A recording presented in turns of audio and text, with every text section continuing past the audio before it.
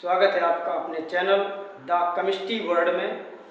आज हम लोग पढ़ने वाले हैं IUPAC में जो कुछ साइक्लिक स्ट्रक्चर होते हैं, टोपोलॉजिकल स्ट्रक्चर होते हैं, उन सब का नेम हम लोग कैसे लिखते हैं ध्यान दीजिएगा। जैसे सबसे पहले हम लोग बात करेंगे टोपोलॉजिकल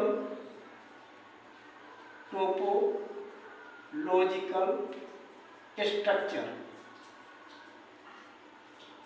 टोपोलॉजिकल स्ट्रक्चर में आपके इन्हीं को हम लोग बॉन्ड लाइन स्ट्रक्चर भी हम लोग कह देते हैं।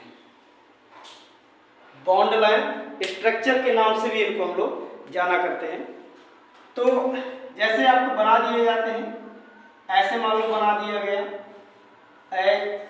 ऐसे बना दिया गया और ऐसे बना दिया गया आपका, यहाँ पर इस टाइप का बना दिया गया। इसमें हमने ET लिख दिया, इसमें हमने IME लिख दिया और इसके बाद ऐसे करके ऐसे बना दिया गया। तो ये सब आपके स्ट्रक्चर जो होते हैं इनको कहते हैं हम लोग बॉन्ड लाइन स्ट्रक्चर या टोपोलॉजिकल स्ट्रक्चर कहते हैं।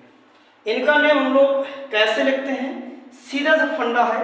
आप जितने कॉर्नर हैं उन कॉर्नर को समझ लीजिएगा, उतने ही आपके कार्बन हैं। जितने कॉर्नर हैं 1 2 3 कॉर्नर है, 3 कार्बन है, तो बाकी का नेम सब आपका वही होगा, प्रोपेन हो जाएगा। इसका सब सिंगल बॉन्ड है आपका। अगर मान लीजिए इसमें हमने थोड़ा सा चेंज करके इसमें ऐसे कर दिया होता तो समझ जाते कि डबल बॉन्ड आपका आ गया, तो 1 2 3 4 हो जाता आपका। तो ये आपका ब्यूट हो जाता। और डबल बॉन्ड के लिए जैसे हम लोग इन लगाते थे तो इन यहाँ पर लग जाता है। ऐसे यहाँ पर नंबरिंग करेंगे तो 1 2 3 4 5 ये आपके हो गया। अब नंबरिंग में हम एक लाइन में पकड़ते थे, सबको पता है 1 2 3 4, तो ये आपका ब्यूटेन हो गया, ब्यूटेन हो गया। अब 2 नंबर पे यहाँ पर 1 मेथिल आ गया तो हो जाएगा 2 मेथिल हो गया।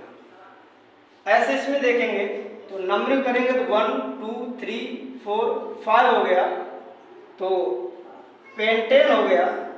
और 2 कार्बन की चैन आपकी ये, 2 कार्बन की चैन ये, और 3 नंबर पे है तो 3,3 डाई एथिल हो जाएगा, पेंटेन हो जाएगा। ऐसे यहाँ पर 1 2 3 1 2 यहाँ एथिल लगा, 2 कार्बन हो जाएंगे, इसका मतलब 4 हो गया। तो ये आपका ब्यूटेन हो जाएगा। और ये आपका 1 2 2 में आपका ये आपकी ब्रांचिंग हो गई, 2 मेथिल हो गया। ये सब आपके शॉर्ट ट्रिक टाइप में है, बिल्कुल जिनमें सब चीज छुपा होता है। हम आप ओपन करके इनको स्ट्रक्चर को, बॉन्ड लाइन स्ट्रक्चर को इनके नेम लिखते हैं। ऐसे यहाँ पर भी आपका 1 2 3 हो गया तो प्रोपेन ही हो गया। और यहाँ 2 नंबर पे आपका मेथिल लगा हुआ तो 2 मेथिल आ गया। 1 2 3 4 5 कार्बन है तो पेंटेन हो गया। इस टाइप से हम लोग इन बॉन्ड लाइन स्ट्रक्चर का नेम आसानी से लिख सकते हैं। इसके बाद कुछ आपके साइक्लिक कंपाउंड होते हैं। जो साइक्लिक कंपाउंड होते हैं इनके नेम हम लोग कैसे लिखते हैं, सेम वही होता है, बस थोड़ा सा इसमें डिफरेंस हो जाता है। क्या, जैसे हमने ये लिख दिया, जैसे हमने ये लिख दिया और जैसे हमने ये लिख दिया, यहाँ पर हमने फिर से ऐसे करके ऐसे बना दिया और यहाँ पर ये कर दिया, यहाँ पर हमने ये करके ऐसे कर दिया और यहाँ से 1 ऐसे कर दिया। अब इनके जैसे नेम लिखना है तब आप क्या करोगे, 1 2 3 प्रोपेन आ जाएगा, कुछ भी अंतर नहीं, बस साइक्लिक हो गया तो आगे आपको साइक्लो वर्ड यूज कर लेना है। ऐसे 1 2 3 4 आ गया तो ब्यूटेन लिख दिया, आगे इनके साइक्लो यूज कर लेना। 5 कार्बन है, पेंटेन आ गया और बाकी आगे आपको इसको साइक्लो यूज कर लेना है।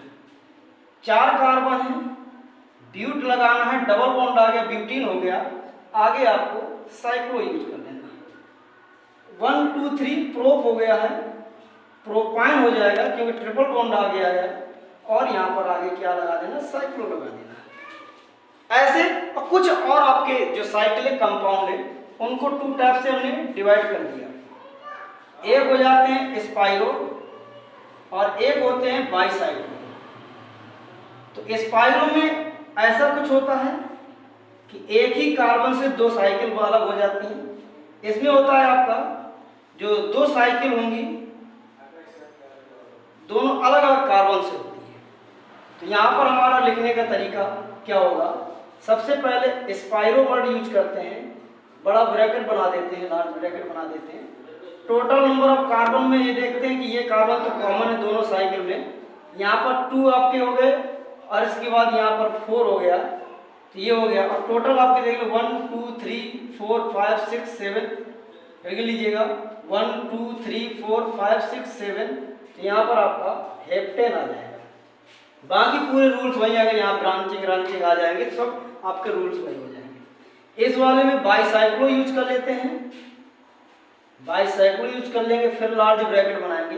यहाँ पर 2 रास्ते से 2 लिख दिया था और इसमें इंक्रीजिंग ऑर्डर में लिखा जाता है और इसमें आपका इंक्रीजिंग की बजाय हमें डिक्रीजिंग ऑर्डर में लिखना होगा। तो ये आपको हो जाएगा यहाँ पर, तो 1 2 ये हो जाएगा आपका, तो 1 हो गया, 2 हो गया, 3 हो गया, 4 हो गया, 5 हो गया, 6 हो गया। तो यहाँ पर 6 का मतलब हो जाएगा हेक्सेन हो जाएगा। और हेक्सेन के साथ यहाँ पर कितने कार्बन है आपके, तो यहाँ पर देख लीजिए 3 रास्ते हैं और 3 रास्ते में आपको क्या करना है, यहाँ भी 2 है, यहाँ भी 2 है, तो आपका 2, 2 और इस रास्ते में कोई भी कार्बन आपको नहीं मिलता है तो 0 आ जाएगा। यहाँ पर डिक्रीजिंग ऑर्डर में लिखना होता है, यहाँ पर इंक्रीजिंग ऑर्डर में लिखना होता है। तो इस प्रकार से इन साइक्लिक कंपाउंड का भी हम नेम आसानी से लिख लेते हैं। इसके बाद कुछ बेटा और देख लीजिएगा, जो एरोमेटिक कुछ कंपाउंड है साइक्लिक, उनमें आपको कैसे नेम होते हैं उनके थोड़ा से नाम आप लिख लीजिएगा, ताकि जो 12th जब आप लोग पढ़ोगे, 11th में भी बहुत से चीज़ें पढ़ोगे तो आपको हूबहू डिक्टो आपको ऐसे मिलेंगी। जैसे सबसे पहले दिस इज अ बेंजीन, सबको पता है, ये आपको कहीं कहीं ऐसी भी लिखे मिलेगी तो घबराना नहीं, बेंजीन ही है। इसी में शुरुआत करते हैं, सबसे पहले हमने इसमें OH ऐड कर दिया, तो इसको हमने कह दिया फिनॉल कह देते हैं। क्या कहते हैं, फिनॉल। फेनल में OH लग गया तो फिनॉल हो गया।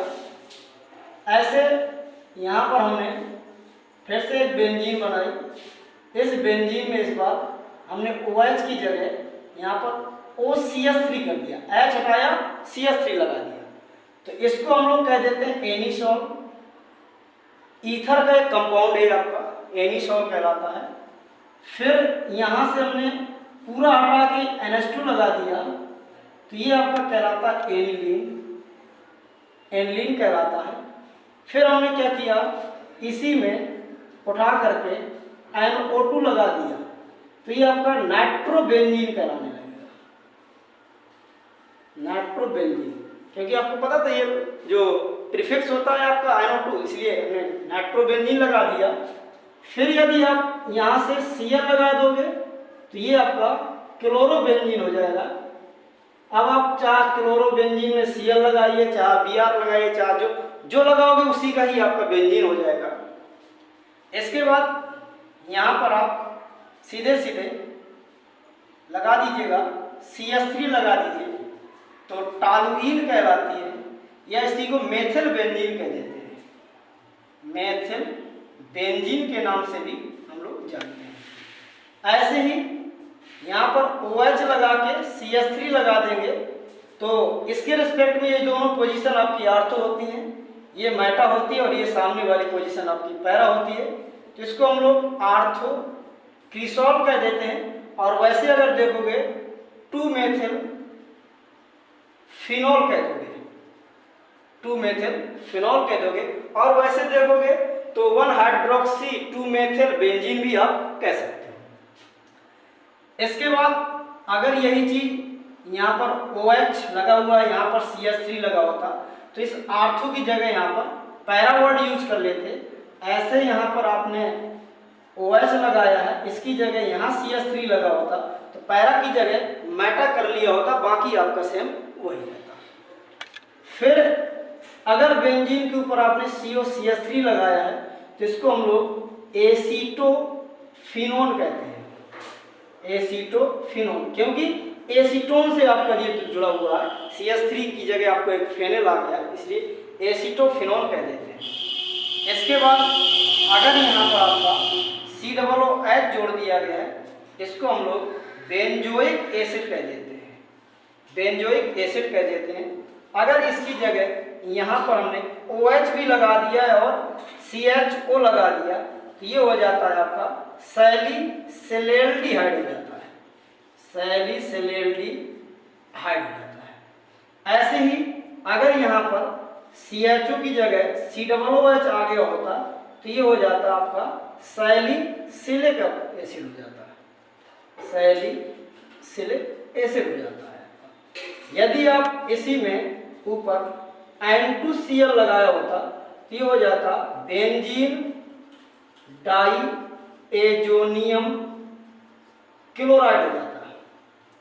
ये एक आपका एजो सॉल्ट कहलाता है, इसलिए उसको बेंजीन डाइएजोनियम क्लोराइड कह देते हैं। इसके बाद आपके और भी आपके होते हैं, जैसे हमने यहाँ पर Cl लगा दिया हो तो ये आपका साइनोबेंजीन कहलाएगा, साइनोबेंजीन कहलाएगा। ठीक है, तो ये आपके कुछ नेम होते हैं जिनको हम लोग पढ़ते हैं, और ये अक्सर इनके जो नेम है इसी फॉर्म में आपको मिलेंगे, चाहे 11th हो चाहे 12th हो, ज़्यादातर ये आपको 12th में ही मिलेंगे। तो इनको ध्यान दीजिएगा और प्रॉपर तरीके से अपना नोट्स जरूर तैयार करिए।